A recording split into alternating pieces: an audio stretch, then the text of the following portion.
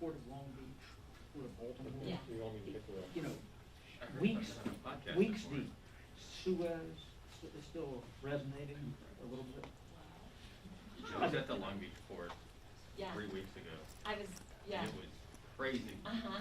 I was there in July for a quick weekend to see my mom, and we walked down, well, we drove down and we walked down. We were there like the first And week of August. container ships. as far as- And even going out, because we took one of those ferries out to Catalina. Oh, wow. But the ships are like lined up, like down the river, like just. As far as you can see. Why can't they drop the lids on board? They just can't. There's like so much coming in. That they can't process it. I don't 100% know. Yeah. It's amazing, yeah. Because you couldn't see anything. You're inside their It's bubble. predicated on that. You couldn't even go out and leisurely on the street. You had to come back. We're to the full hotel. service. If we talk fashion, Yeah, we you talk do. trade. You touch a I lot saw that there of was angles. Yes. aluminum prices shot up. And I a lot, appreciate so that. whenever Yeah. it All you goes- could do is We are also full service.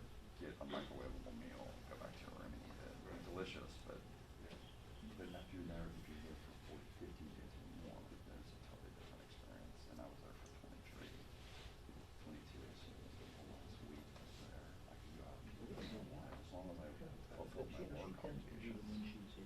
No, I know. I was here Monday, she was here Monday. I guess. I mean, I saw her, yeah. I guess it's Yes. nicer. But yeah, she's going to Hartford this afternoon. and She was, She going. but she was here on So Monday. she's not going. I have not asked that Campaign with, question about when maybe she's closed. That was the other fascinating thing being in California, is doing the commercials about that recall. Oh, yeah. Well, Like Elizabeth Warren cut one.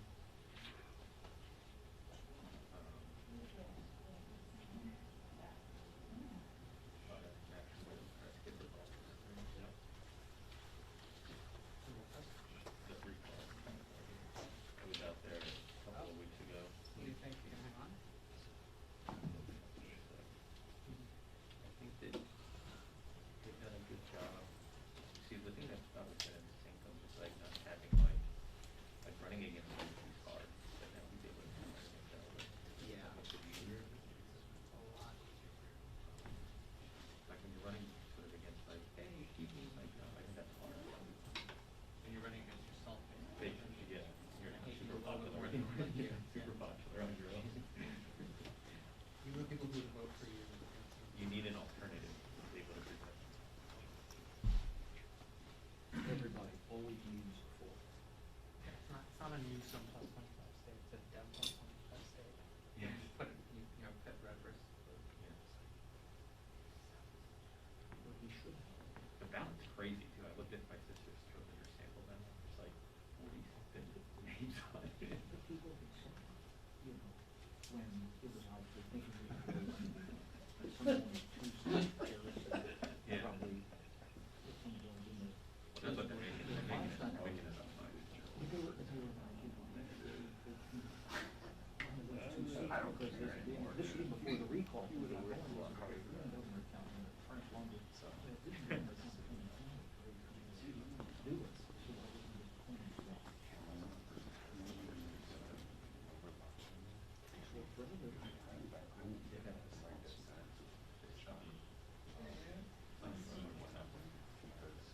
Would he be under worse odds than he was? I think they'll hold on. Yeah, well, that's.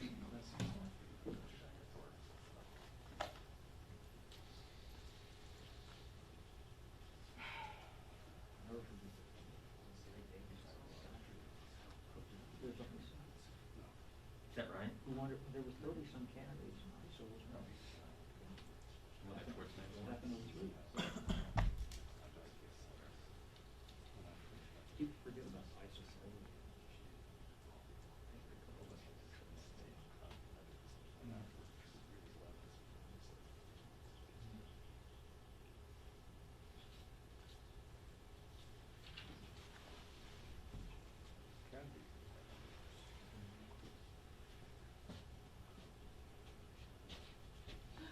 Congratulations.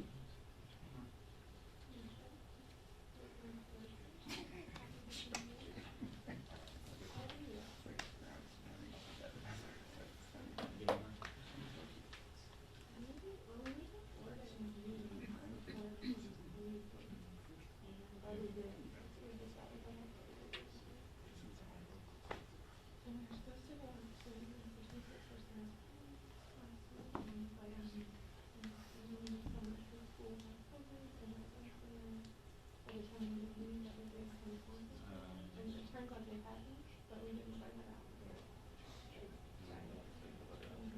We did. Who's right? Yeah. They're using extraordinary measures to shut Do you, it over. do you have it? I don't see it. I sessioned it out. I don't see it.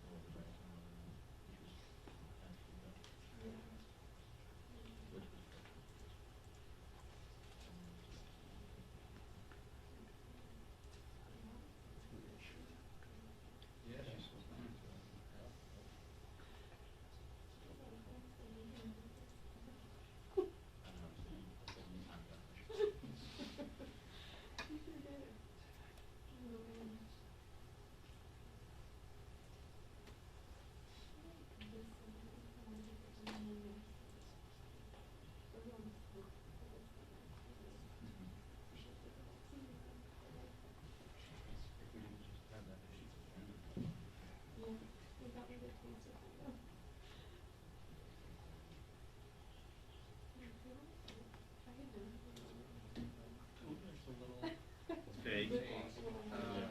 First or 30th is a world, I sent it it's like to you. the difference between catastrophic economic meltdown and. Well, also, you know, there's always.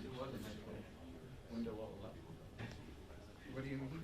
They always use extraordinary measures to move that needle. But they're already doing it. Yeah, they were, I They've think. been doing that for months. Yeah. Well, the key though is that there was a big It military. just, all it says that is will be exhausted during the month of October. Because there is a big military payment that goes out on October. Not to mention all the other government shutdowns. 31 days though. Colorful. I was looking. And then she warns not to wait till the last minute.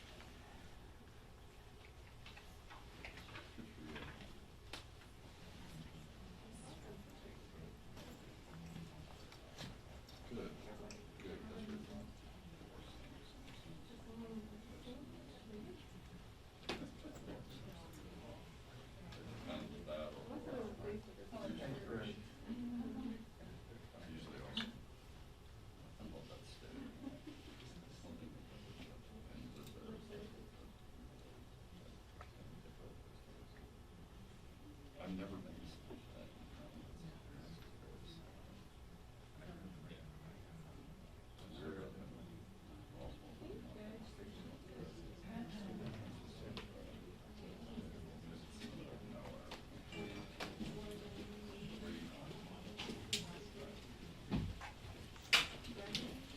Was he starting momentarily again?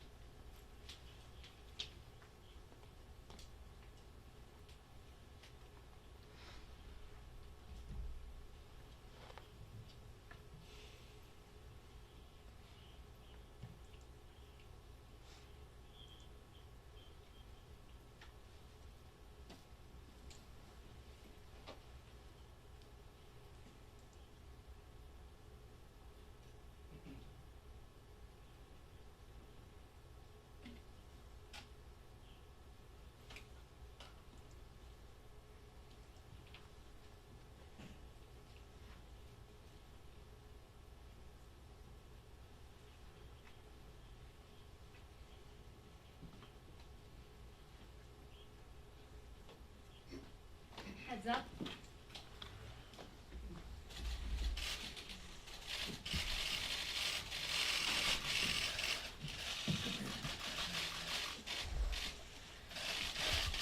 Good morning, everyone. And a good morning it is. I'm so excited and so grateful to President Biden for the Build Back Better vision that he has put forth.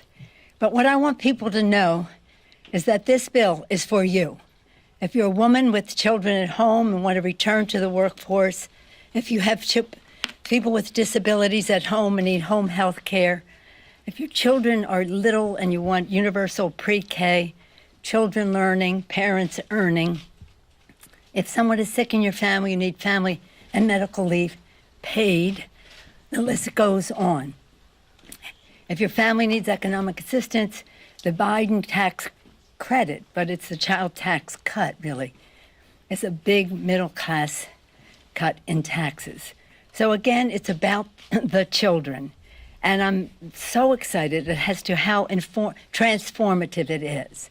Our members, our committees are working feverishly and diligently, some observing, and we respect that and wish them Happy New Year. Others moving forward as others, they take turns, and we will be ready to fulfill the president's vision. I'm so proud that when the president passed a very important, and the Senate passed a very important infrastructure bill, they recognized that that was not the totality of the president's vision. That was important, and we will pass that legislation. But we can only do so as we recognize that if we're going to build back better, we have to do so including many more people, starting with women, who took the biggest hit in the COVID. More than 4 million women could not go to work. Their children couldn't go to school. They didn't have childcare. They couldn't afford it. It wasn't readily available. They may have had a sick parent or a sibling with a disability. Now we will correct that. And so we would hope that this will not only enable women to go back to work, but to reach their fulfillment, to have a path in their own careers that is not hampered by the fact that they have uncertainty about the safety of their children. So again, just for your information, I remember, now some of you weren't born then, but most of you, I guess, I remember that we were on the brink of this when I was having my small little babies, my 5 children in 6 years. We saw that in the Congress of the United States, when Richard Nixon was president, in a bipartisan way, the Congress passed the child care bill. Look in the history books. Everybody thought the president would sign it. It was cause for great excitement and would make a big difference. Somebody named Patrick Buchanan intervened, making it a cultural issue, like we're sending our children to a Soviet-style situation by having child care. And the president vetoed the bill 50 years ago, 1971. So it's long, long, long overdue that we recognize the importance of our children and their care, the value of women in the workplace. And the only way that we can truly build back better is with women in the workplace. So that's why this is my theme all along with our members has been Build Back Better with women. Remarkable transformational initiatives in this legislation. All of them long overdue. Many of them standard fare in other developed countries, sorely lacking in our country. And so it would be, again, to thank the president for his vision. As important as infrastructure is, and we support that, it is not the totality of his vision. It's a vision that does not just restore to where we were before, but takes us into the future. It will cut taxes, again, deliver one of the largest tax cuts for families ever with the Biden tax credit. I call it the Biden child tax cut. It will lower costs, especially for essentials and, of course, for prescription drugs, which is a very it's a health issue and an economic and financial issue for families. Lowering the cost for health care, home health care, child care, and the rest. And it will create jobs, millions of jobs, good-paying jobs, while tackling the climate crisis and advancing economic justice. For the children, that's my why to be in Congress or in the public service, is for the children. And we owe it to our children to pass on a planet in a very responsible way. The reconciliation bill goes well beyond, well, it's hardly addressed in the infrastructure bill for reasons that you're well aware. But in this reconciliation bill, we recognize that this saving the planet, addressing the climate crisis is a health issue. The air our children breathe, the water they drink, safety and the environment in which they can thrive.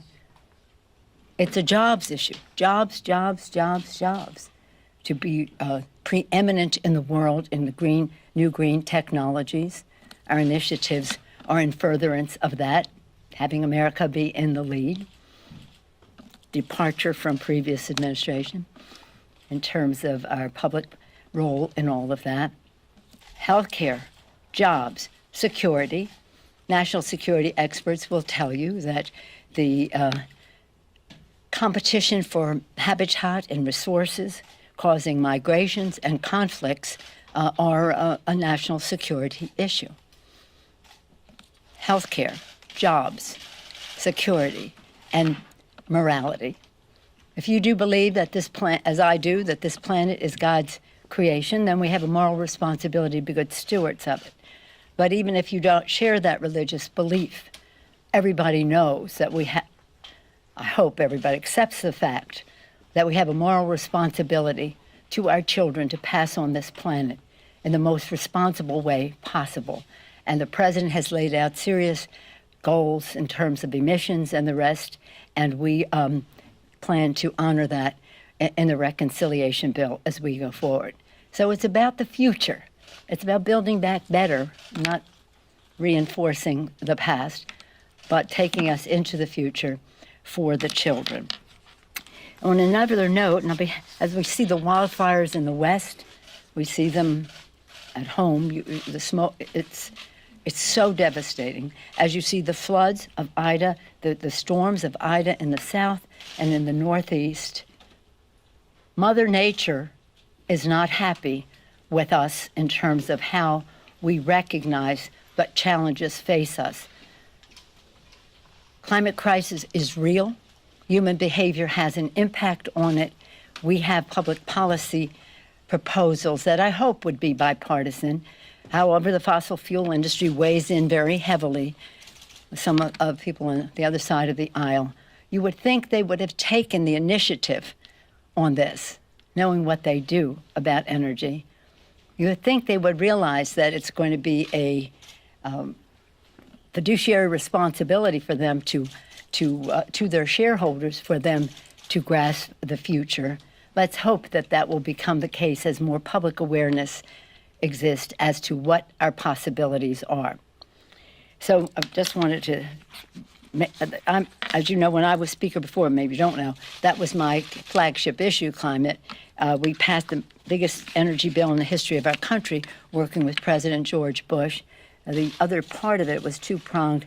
The climate part of it we passed in the House, couldn't pass in the Senate. But now we want to move forward with very significant legislation. I just want to say, in terms of this weekend, we will all be sadly continuing our grief over what happened on 9/11. We're coming upon the 20th anniversary.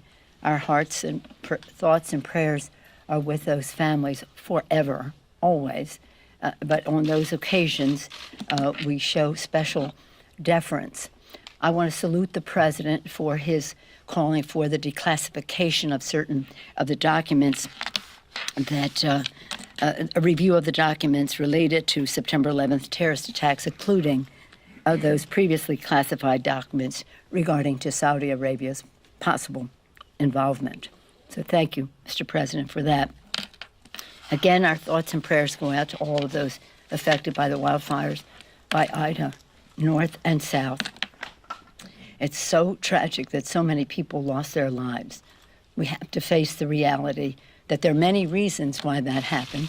We need better infrastructure, but we need better recognition of the impact that climate crisis places on that. Be pleased to take any questions you may have.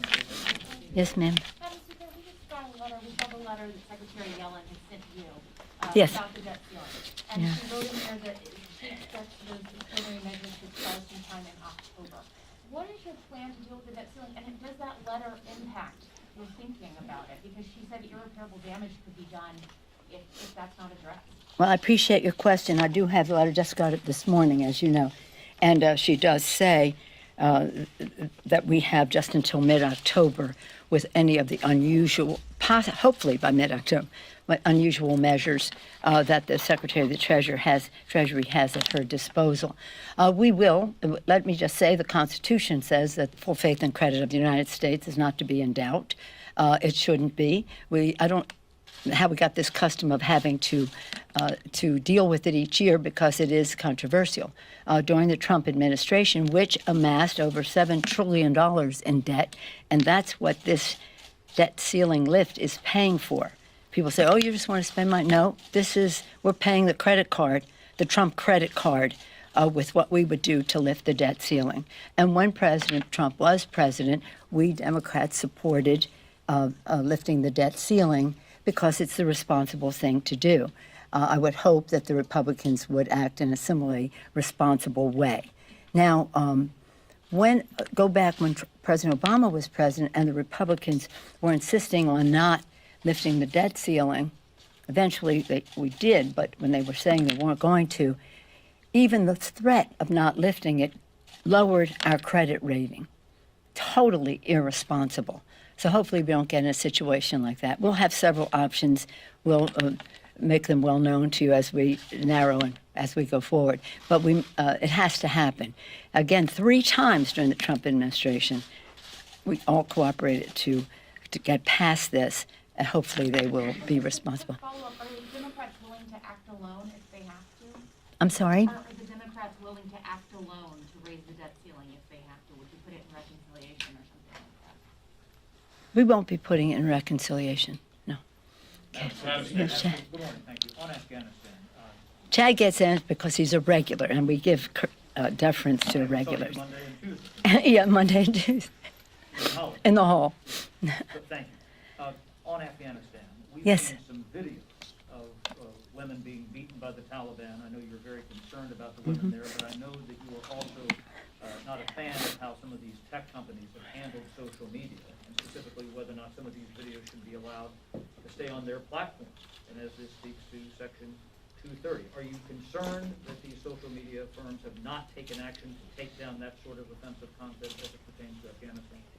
Well, I'm concerned about offensive content on the social media platforms, even beyond Afghanistan. But this is highly dangerous, immediate in its impact, and I would hope that they would act in a responsible way, and we have to call them out on it.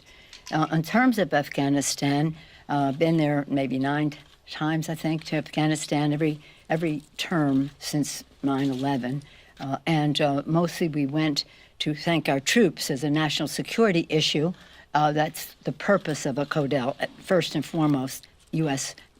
Security, and to thank our troops and to get a measure of what is happening there. But we always, always, always had as another priority what was happening with women and girls in Afghanistan. That was bipartisan. It was bicameral, House and Senate. It was White House as well as Congress. So, and it was the American people. A large part of the support for our presence in Afghanistan stemmed from the fact that we were concerned about opportunities for or not for girls and women. And I've visited children all over the country, women and girls all over it, not just in Kabul, but to see the new lives that they had. And it's 20 years. So you see that some of these girls, these young women, have not known another life except that they could go to school and the rest. And so we will shine a very bright light of transparency on what's happening there for girls. It is, I think the president made the right decision to leave Afghanistan. I think we should have left a long time ago. We should have stayed longer in the beginning to get the job done. We only routed the Taliban. We did not defeat them. And then we left to go to Afghanistan, to Iraq. But having said that, over time, I think we should have left sooner.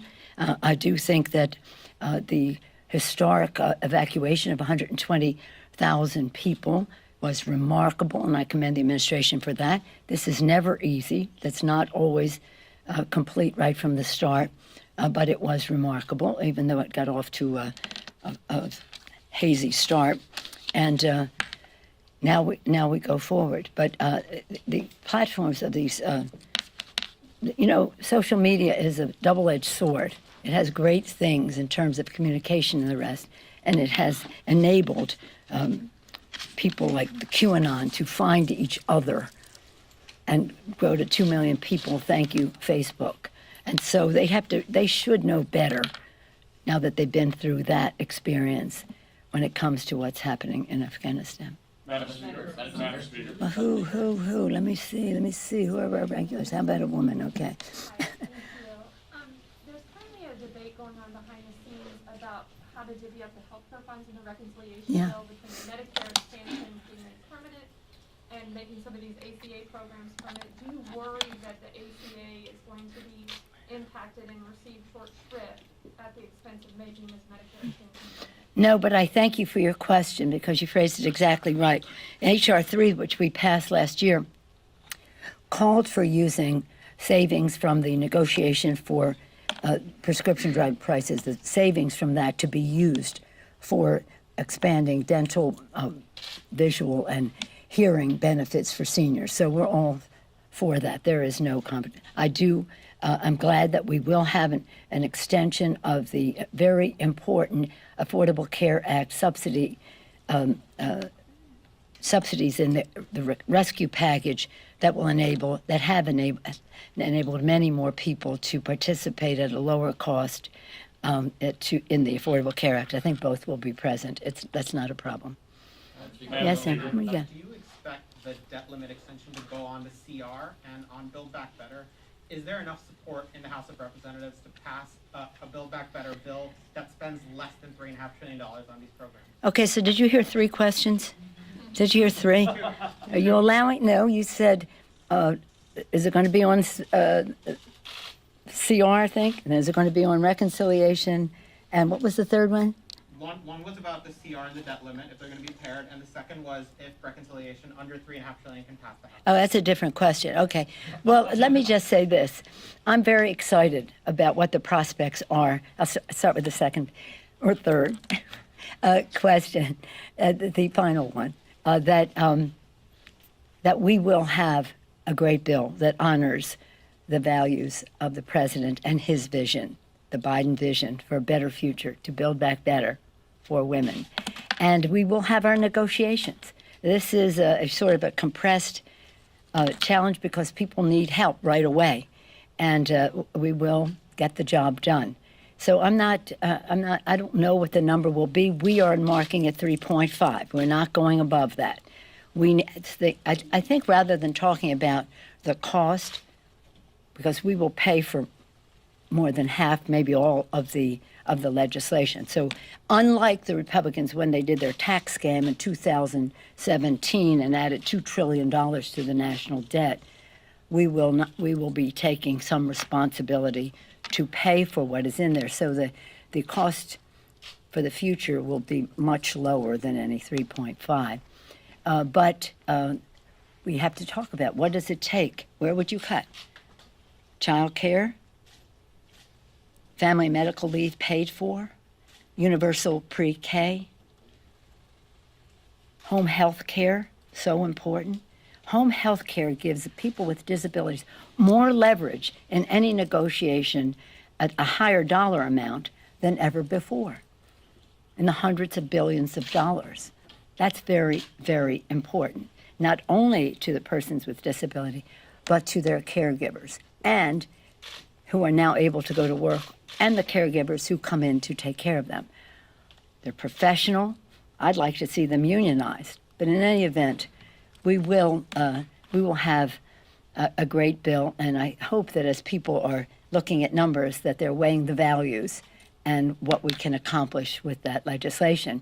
And you're going to be our messengers on it, because you're going to tell them, if you're a mom who's working, if you're a dad who's working but have responsibility to an elderly parent, a disabled sibling, or a child, this bill's for you.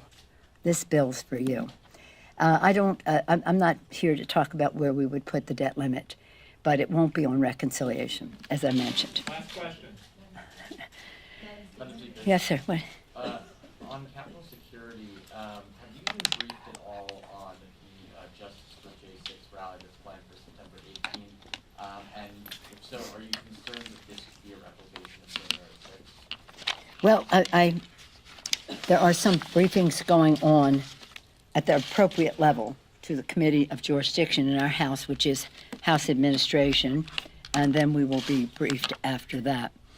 I'll have an announcement about that, but I don't want to say it right here because it involves other people in terms of briefing and knowledge of what is going on. But I thank you for your question. Are you planning to re-erect the fence, reinstall the fence? Do you have a Not view on that? necessarily, no. Well, we intend to have the integrity of the Capitol be intact. I'm not going into any specifics in that regard. Let me just say, and I appreciate your question, because what happened on January 6th was such an assault on this beautiful Capitol, a Capitol under the dome that Lincoln built during the Civil War. President Lincoln, when they told him you shouldn't spend the steel and the whatever else, the materials, on a dome when we're fighting a war, and he said, no, we must show our strength, and we must show that we can move forward at the same time as we protect our Union. That's the story of the dome built by Abraham Lincoln to demonstrate who we are as Americans, resilient and strong. So when they made the assault on the building, that was one thing. But the fact is they also made an assault on the Constitution of the United States. January 6th is not just any random day. It is a day prescribed in the Constitution of the United States for the Congress of the United States to accept the results of the election as put forth by who won the Electoral College. So sad that even with the horror, the defecation, the physical violence, the crudeness of it all, of that assault on the Capitol, and I was insistent, and Senator McConnell, we all agreed in the leadership that we would come back. We were not going to resume someplace else. We were going to come back, not in an undisclosed location, but in the Capitol of the United States. That even after all of that, a majority of the Republicans in the House voted not to accept the certification of the Electoral College. And now these people are coming back to praise the people who were out to kill members of Congress, successfully causing the deaths. Successfully is not the word, but that's the word, because it's what they set out to do, of our law enforcement. So this is, whatever your questions are, understand how strongly we think about this. I don't want to say feel. I'm saying think about this and what we need to do on the ongoing, because we want to return the Capitol to a place where people can come, children can learn, families can celebrate together the greatness of our country. The children can see, as we honor leaders of our past, that we are focused on the future for them, as our leaders of the past would insist upon. So it is, we'll giving you some further information, but not right now. So thank you all. Don't forget, if you have a child at home, a person with disabilities, a senior who needs care, if you are a man or a woman, it's not just about women, but largely women have borne the responsibility of being caregivers at home. If you're a caregiver, understand that your profession will be respected, that it is needed, that it is compensated for, and that you are trained for. So this is, again, transformational for the children. Build Back Better with women, because when women succeed, America succeeds. Thank you all very much. Do you want to know about this mask? This mask is a mask that was made by the woman who sewed the AIDS quilt. Her name is Gert, and she is a fabulous person. We all made our patches for the quilt and continue to do so. And it's enormous. It's now returned to San Francisco from Atlanta, where it had been domiciled for a while. With John Lewis about almost 2 years ago, we made the transfer back. But this has on it scissors, spools, buttons, all kinds of things, pins, pin cushions, and the rest of that. I like to have it close because the AIDS issue is one that, if you had told me 30 years ago, when I first came to more than 30, that we would not have a cure by now, I would not possibly have believed you. But we have proved the quality of life. It's a very big priority for me. And as we see COVID and the rest, we want to make sure that as we address it, that we're not, that we are learning from it for other pandemics as well. Thank you all very much. Thank